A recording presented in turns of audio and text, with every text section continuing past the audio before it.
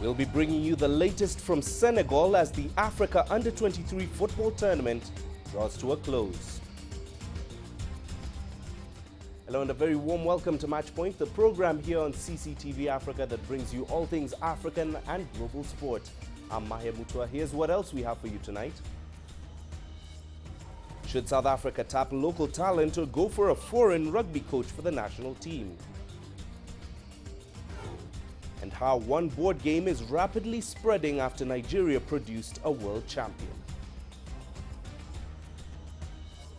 Well, now in just about 1 hour's time, Nigeria and Algeria go head-to-head in Dakar, targeting the Under-23 Africa Cup of Nations crown. Fans have been streaming into the Leopold Sédar Senghor Stadium ahead of the final. Both teams have already booked a place to next year's Summer Olympic Games in Rio de Janeiro by virtue of reaching the final, but will now be shifting their focus towards winning the second edition of the continental tournament. The Super Eaglets progressed following a 1-0 victory over Senegal, while Algeria's Fennec Foxes edged South Africa 2-0 to progress. Now, in the third place playoff, hosts Senegal and South Africa are currently playing for the third place playoff with a third and final Olympic slot on the line. That match ended 0-0 just moments ago and will be settled by penalties. Well, now to bring us more on the Under-23 Continental Tournament, here now is CCTV's Sadiq Shaban, who joins us from Dakar. Sadiq, what more can you tell us about that crucial match between the hosts Senegal and South Africa? Good evening from Dakar. Mahia Mutua, as you've just mentioned, that crucial game is currently going on in the facility behind me. In fact, it's penalty kicks at this particular point to determine the winner of the third and the last automatic Olympic ticket from Africa. Hosts Senegal are currently battling it out with South Africa for that last crucial ticket to the Olympic Games. Each team have spoken already earlier, and they are saying that they have nothing to lose. The host Senegal must prove a point. Having hosted this tournament for the last 2 weeks, they must impress at home. But South Africa would also be seeking their second Olympic qualifiers after being in the Olympics for the last time in 2000. So it's a match that either side must win, but then it perhaps will take a different significance for South Africa because the coach says that even if they win here, they are not so sure that they will progress to the Olympics, courtesy of the rules that have been set by the South Africa Olympic Association. Now, Sadiq, talking about the final, what has the build-up to tonight's final in Dakar been like? And is there still excitement for it now that we know both Nigeria and Algeria have indeed qualified to the Rio Olympic Games? Maya, I'll tell you right now, the excitement really is about the game that is currently going on, because the last match really is just a formality, because both Algeria and Nigeria have secured automatic Olympic qualification. So each side would really be playing for prestige and pride just to make sure that they finish the tournament on a high. But the real competition, the real substance of what's remaining of the Under-23 Cup of Nations is now currently going on between host Senegal and South Africa. That game between Algeria and Nigeria will be played in about 15-20 minutes time from now, and it will, just like I mentioned, a formality, because both sides already qualified after winning their semi-final matches. All right, Sadiq, thank you very much for that update. That was CCTV Sadiq Shaban joining us live from Dakar on the sidelines of the final at the Under-23 Africa Cup of Nations. Indeed, we will be updating you on the third place playoff between the hosts Senegal and South Africa shortly. Meanwhile, a number of talented South African young players could soon be plying their trade outside the continent following the conclusion of the tournament tonight in Senegal. A number of talent scouts have already made preliminary inquiries about the country's young starlets, according to coach Owen Dagama, who believes the timing could not be more appropriate. CCTV's Sadiq Shaban has more. No matter how they end their African Olympics football qualifications in 2015, South Africa is already assured of the top 4 slot in Africa. For a country that last featured in the Olympic Games when all of the current squad members were under 8 years, the country has made significant strides in making the last 4 of the Africa Under-23 Cup of Nations. There are big teams, the Malis, the Tunisias, there are big teams that have gone home very early. So we are quite pleased that we could reach the tournament at this stage and having our own fate in our hands, not depending on other teams to draw or win. We made it right to the semi-final. But getting to the top level in Africa hasn't been achieved overnight. It has taken dedication, resources and sacrifices along the way, a journey that the South African Football Federation believes has prepared the team for the future. As you know, we are restricted to the ages, and it's sometimes important to understand that some players blossom at a later age. They develop, they're called late developers, and we've got a big problem of that in South Africa. But at the moment, things are getting better in South Africa with regards to younger players coming through. And you can see in Pakamani Matlambi, I mean, he'll be able to compete in the next Olympics as well. So that augurs well for South African football. Reports indicate that Mamelodi Sundowns playmaker and captain Keegan Dooley and 4 other players have already attracted interest from a number of prospective football clubs. Their South African clubs could be inundated with offers in the coming days. Yes, this is a stepping stone. There were a lot of scouts at most of our games, and when we go to the Olympics, there'll be a lot of scouts there as well. So this is a platform for these players to be identified and be taken abroad. While some players will be playing their last national duty due to age restrictions, the National Federation says its program for the youth has finally paid dividends. Playing top-level football is not only crucial for any country's ranking system, but it could also be a life-changing opportunity for talented players whose careers could be taken to the next level. It's a dream members of the current South African Under-23 team will be hoping to realize in future. Sadiq Shaban, CCTV, at the Mad Job Stadium in Dakar.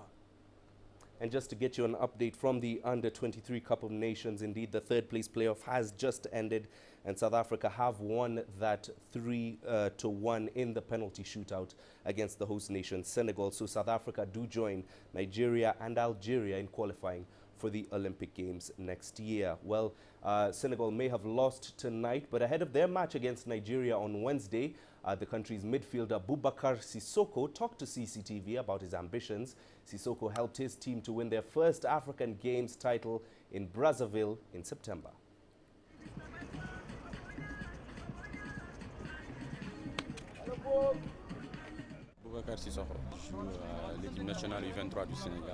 I am Boubacar Sissoko from the Under-23 team of Senegal. My current club is Senior of Dubel. Since my father was a player as well, I can say that I was born in football. From my childhood, I was taken to his training in stadiums and I've been playing soccer ever since. One of the highlights of my career was at this past African Games. When we won this past African Games, it was a turning point for me. My dream is to win titles for my country Senegal and to also play in Europe's greatest championships. I have the support of my whole family. My father is always there and my mother too, as well as all the people in my neighborhood Dalifort who support me. With all these people standing behind me, it gives me the satisfaction and gives me encouragement. The Under-23 is a high-level championship. We've had intense games and they really enable us to acquire some experience in the competition.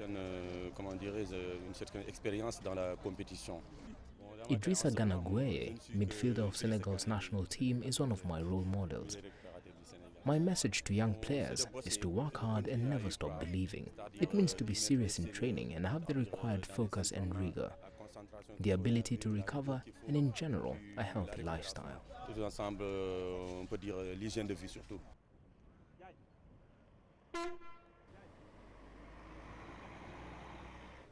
Former Barcelona football stars are in Uganda to play in an exhibition match. The game is part of a project to build a football academy in the country. Leon Senyange now reports. Ugandan football fans will get the chance to see some of the great soccer players to have played for Spanish side Barcelona FC. Patrick Kluivert, Gianluca Zambrotta, Giaska Mendieta and Edgar Davids are just some of the stars set to participate in an exhibition match in Uganda's capital Kampala. The match will also launch the Raiko Garcia Football Academy that will seek to tap into the country's footballing talent. The future is for the youth, and if we can help the youth to get the talents out, and if I can be a part of it, for me it's very important. I think if somebody's got talent, you have to acknowledge the talent, but it's difficult to see. But if you see, out of 100, maybe 1 or 2 have the talent. And that's important to get those 2 talented players to give them an opportunity to explore their talents some more. The stellar cast of names will take to the pitch against Uganda's former players, and the stars themselves are eager to get down to business. We're so looking forward to that because we've heard great things about football fans here, and I can tell you that all the guys are very excited as well. We are fit. I'm not sure if as fit as the Ugandan legends, but it's going to be a very, very competitive game where everyone's going to have so much fun.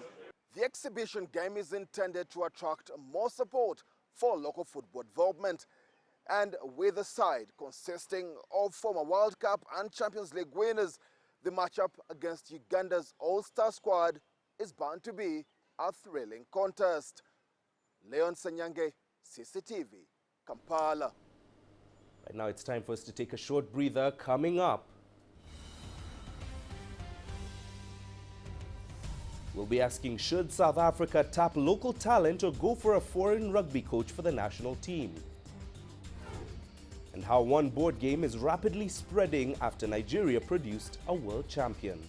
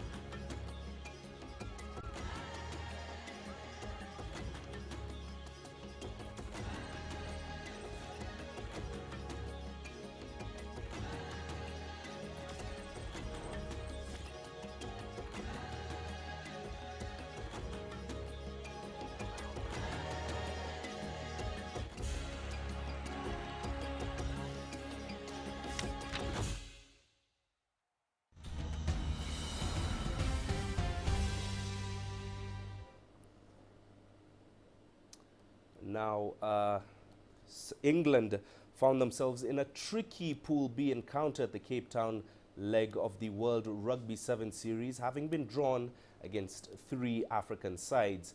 In their opener, Kenya fancied her chances against England as they took a 14-7 lead at halftime through tries from Oscar Uma and Willie Ambaka. However, England showed plenty of resilience as they fought to salvage a 19-all draw. Zimbabwe would later face local rivals South Africa, where they ended up losing 26-5. England then dismissed Zimbabwe 43-0 in their second pool match to move top of the table with 1 match to go. Kenya handed South Africa their first loss at this year's tournament and dented their hopes of getting to the main cup quarters or retaining their home Cape Town Sevens crown. Kenya, South Africa and England will all be seeking to progress to the main cup quarters during the final pool matches.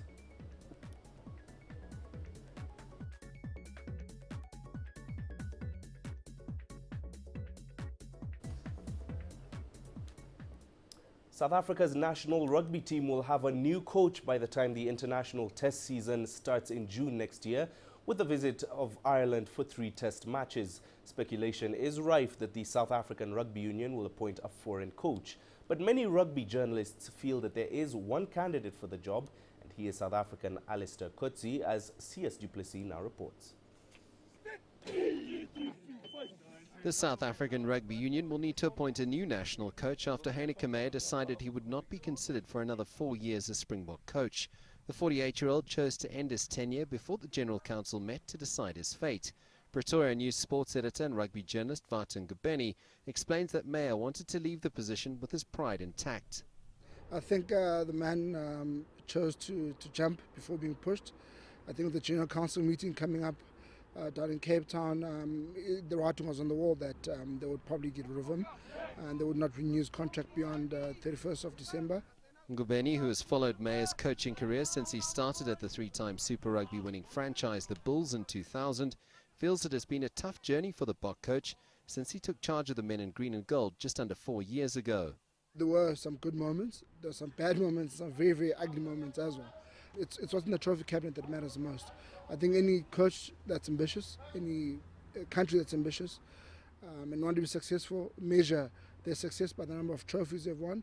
And unfortunately, under his tenure, we weren't able to win anything. So I think the latter part of his tenure as Springbok coach would have been the ugly and the bad as well. For the rugby scribe, although an international option could be considered by Saru, the next Springbok coach looks set to be former Stormers coach Alistair Coetzee, who was part of Jake White's World Cup winning coaching staff in 2007. When you look at the context of South African rugby and how they're reluctant to look abroad, there is only one name in the hat, and that becomes Alistair Coetzee. And then you start looking around and you say, how many other South Africans have got the international coaching experience and are capable of coaching the Springboks? And, one name keeps on cropping up at every single, turn, every single question you ask, the answer becomes Alistair Coetzee. And he's probably ticked the most important box in South African rugby at the moment, which is transformation. And he also meets the criteria of, again, I think South African rugby do want a coach of colour, and it would best come from home. So I think Alistair Coetzee would probably be the man that ticks most boxes for South African rugby. South African rugby is made up of a diverse community of rugby players. Therefore, the man who steps in to replace Heine Kameya will have to understand the intricacies involved in managing players with different cultures, religions and backgrounds. That man, so far, is Alistair Coetzee, with a lot of pundits saying he's the man for the job and that he ticks all the boxes. We'll only know in February next year if the South African Rugby Union are to go with a South African coach or if they're going to cast the net even further and go for an international one. CS du Plessis, CCTV, Johannesburg. In January 2016, Egypt will host the 22nd Handball Africa Cup of Nations. The competition is also an Olympic qualifier and hosts Egypt, who are 5-time African champions, will be hoping to earn the automatic ticket to Rio de Janeiro, which goes to the winners of the competition. With more now, here is Adel Mahroui. Egypt is considerably lucky to host the African Handball Cup of Nations at this time of the year. The 5 times African Cup of Nations champion needs a push to qualify to the Summer Olympics. Holding the competition in Cairo increases its chances, but the coach says it won't be an easy task. Every match in the African Championship is going to be difficult for us. It's going to be extremely competitive. Every opponent we have must get the respect they deserve, and God willing, we will win. We will pass this stage and qualify for the next round. Egypt is in a death group with Algeria, Morocco, Nigeria, Cameroon and Gabon. As the host, the Pharaohs decided to pick the toughest team first, Algeria. To get in shape, they've been going through a busy schedule of training locally and internationally. We've been getting ready for 6 months. We played matches in France and Germany. We played in the All-African Games in Congo and won the gold medal. In the military games in Korea, we also won the gold medal. We've then held camps in Egypt, and next week we'll be in Latvia and Lithuania. Egypt hosted the African Cup of Nations 4 times before, but it only won 2 of them. There are no guarantees in what many believe is going to be one of the toughest African Handball Cup of Nations. But what's sure is that tens of thousands of Egyptians will attend the games to support and cheer for their country. Adel Mahroui, CCTV, Cairo. Well, unfortunately, that is indeed a time for us here on Matchpoint. Thank you for watching. Remember, you can send your feedback to our email address, matchpoint@cctv.com, or visit our Facebook page, CCTV Africa. You can also stay in touch with us on Twitter. The handle, as always, is CCTV News Africa. Thanks for watching. See you again next week.